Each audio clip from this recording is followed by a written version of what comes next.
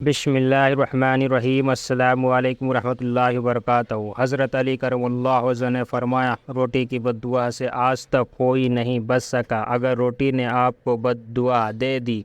آپ کا گھر کتنا امیر اور مال و دولت والا ہو، زیرہ زیرہ ہو کر بکھر جائے گا۔ روٹی کی بد دعا سے پہلے تمہارے گھر میں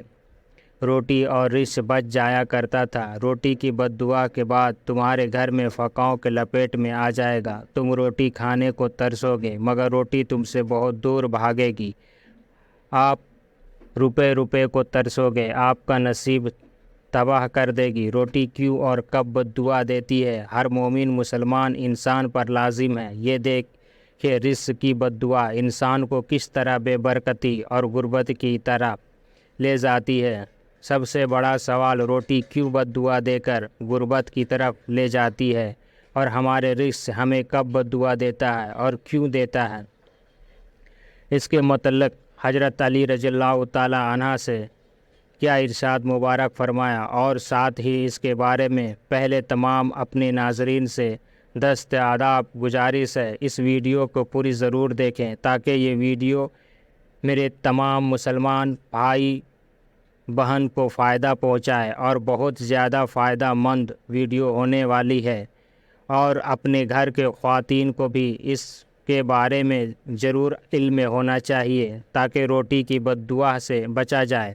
ہمیں یہ معلوم ہونا چاہیے آس پاس کے آج کے حالات کے پیش نظر رزق کی ناقدری بہت ہی عام ہو گئی ہے۔ گھر میں جو بھی کھانے کا رزق ہو اس کو ظاہر کرنا بہت ہی معمولی بات سمجھا جاتا ہے۔ اکثر لوگ بچے ہوئے رزق کو گندے نالیوں میں بہا دیتے ہیں، اور بہت سے لوگ اس کو کسی گندی جگہ، کسی کوڑے کرکٹ کے ڈھیر میں پھینک دیتے ہیں، جس کی وجہ سے ہمیں رزق بد دعا دینا شروع کرتے ہیں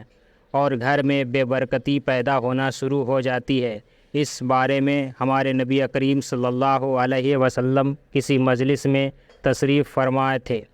ایک شخص آپ کے نزدیک آیا اور عرض کی، یا رسول اللہ صلی اللہ علیہ وسلم، میں بہت غریب ہوں، میرے پاس کھانے کو کچھ نہیں، اور گھر میں ایسا کوئی رزق نہیں بچا جس کو کھا کر اپنی بھوک مٹا سکوں۔ مجھے کوئی ایسا عمل بتائیے جس سے میرے غربت ختم ہو جائے اور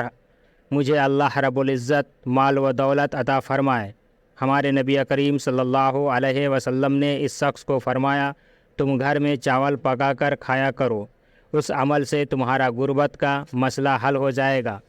وہ شخص چلا گیا، اور کچھ دیر بعد ایک اور شخص حاضر ہو کر عرض کی، ہمارے پیارے نبی کریم صلی اللہ علیہ وسلم، میرے پاس بہت مال و دولت ہے، اتنی کہ میں سنبھال نہیں سکتا، مجھے کوئی ایسا عمل بتا دیے جس سے میری تھوڑی سی دولت کم ہو جائے تاکہ میں اس کو سنبھال سکوں۔ میرے نبی کریم صلی اللہ علیہ وسلم نے فرمایا، تم گھر میں چاول پکا کر کھایا کرو، اس عمل سے تمہارا امیری کا مسئلہ حل ہو جائے گا۔ چنانچہ وہ شخص بھی چلا گیا۔ جب وہ شخص چلا گیا تو مجلس میں بیٹھے صحابہ کرام رضی اللہ عنہ نے حضور پاک صلی اللہ علیہ وسلم سے عرض کیا، یا رسول اللہ، یہ بات ہمیں سمجھ میں نہیں آئی۔ غریب شخص آپ کے پاس اپنی غربت کی شکایت لے کر آیا تو آپ نے اس شخص کو فرمایا، چاول گھر میں پکا کر کھایا کرو، اور پھر ایک امیر شخص اپنی امیری کی وجہ سے حاضر ہوا، اور اس امیر شخص کو بھی آپ نے یہی فرمایا کہ چاول کھایا کرو، جس پر آپ نے مسکرا کر فرمایا، جب تم میں سے کوئی چاول پکاتا ہے، ان چاولوں میں ایک ایسا دانہ ہوتا ہے جو اللہ کے رحمت اور برکت کا سبب بنتا ہے، اور جب غریب آدمی چاول پکائے گا تو تھوڑی مقدر میں پکائے گا اور ایک ایک دانہ سنبھال کر کھائے گا اور ان کو ضائع نہیں کرے گا۔ اس میں جو رحمتوں اور برکتوں والا دانہ اس غریب شخص کے پیٹ میں چلا جائے گا، اور وہ دانہ اللہ کی برکت اور امیر ہونے کی ذریعہ بن جائے گا، اور اس چاول کے دانے کو کھانے سے اس کے مال و دولت میں برکت اور فراوانی ہوگی۔ اور جو امیر شخص جب وہ کھانا چاول پکائے گا تو وہ زیادہ مقدس میں چاول پکائے گا، اور وہ چاولوں کا کوئی خیال نہیں کرے گا۔ جب کھانے کے لیے کسی برتن میں ڈالے گا تب بھی زیادہ ڈالے گا، اور تھوڑا سا کھا کر باقی برتن میں چھوڑ دے گا، بہت سارے چاول ظاہر کرے گا، اس طرح جو رحمتوں اور برکتوں والا چاول کا دانہ ہے اس کو بھی گرا دے گا، اس کے بے قدری اور ناشکری کرے گا۔ یہی عمل اس امیر شخص کے مال و دولت کم ہونے کی وجہ بنے گی۔ اس بات سے یہ ثابت ہوتا ہے جتنا رزق کی ناقدری اور ناشکری کی جائے گی اتنا ہی اللہ رب العزت ہمارے رزق کم کرنا شروع کر دیتا ہے اور گھر میں بے برکتی کے ڈھیر لگنا شروع ہو جاتے ہیں۔ ہمیں اللہ تبارک و تعالیٰ کا شکر ادا کرنا چاہیے تاکہ ہمارے رزق میں اضافہ ہو سکے، بلکہ رزق اضافہ اور کم ہونے کے ثبوت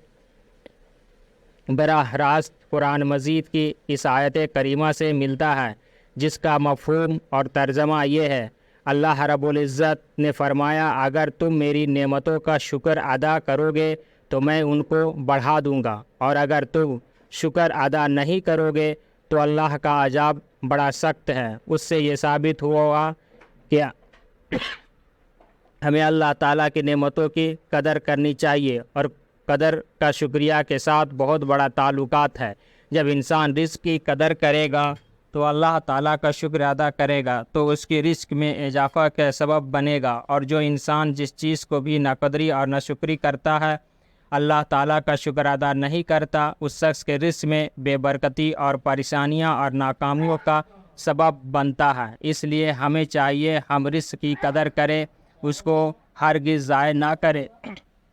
اللہ رب العزت کی نعمتوں کو سنبھال کر استعمال کرے تاکہ ہمارے رزق میں برکت ہو سکے اور ہمیں تمام پریشانیوں سے بچ سکے۔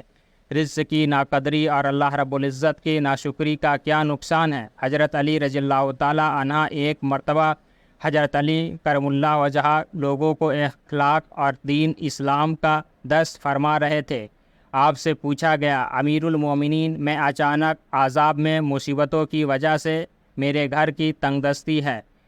جو کماتا ہوں وہ لگ جاتا ہے۔ حضرت علی رضی اللہ تعالیٰ عنہ نے فرمایا، ایک بندے کی زندگی میں اچانک عذاب اور مصیبت صرف ایک وجہ سے آتی ہے، اور وہ رزق کی ناقدری ہے۔ پوچھا گیا وہ کیسے؟ تو حضرت علی رضی اللہ تعالیٰ عنہ نے فرمایا، جب کوئی انسان بچا ہوا کھانا ضائع کرتا ہے اور اس کو پھینک دیتا ہے اور وہ کھانا پاؤں میں رونگتا جاتا ہے اور اللہ رب العزت سے فریاد کرتا ہے، یا اللہ، تو نے مجھے انسان کے کھانے کے لیے پیدا فرمایا تھا، لیکن انسان ہماری قدر نہیں کرتا۔ روٹی اور رزق کی بے قدری کی وجہ سے اللہ رب العزت اس گھر سے اپنی برکت اٹھا لیتا ہے، کیونکہ ہمارے نبی کریم صلی اللہ علیہ وسلم سے سنا ہے، اگر کھانا کھاتے ہو، دسترخوان پر روٹی کا ٹکڑا یا کوئی اور رزق کا دانہ گر جائے تو اس کو اٹھا کر بسم اللہ، اللہ اکبر کر کر کھا لیا کرو، اور اگر